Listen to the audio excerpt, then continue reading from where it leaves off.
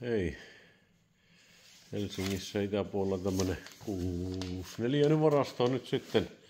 Siinä heti varsi-imuri ja siitä voltti vai mikähän tuon sitten onkaan. Samoin on Philipsin siinä isompi töllötin ruutu ja mielenkiintoista kaiken näköistä paketoituna paketteihin.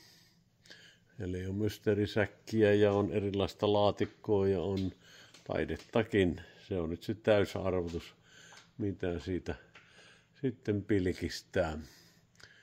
Ja niin kuin näkyy, niin on siellä sohva tuolla perältä löytyy kanssa. Ja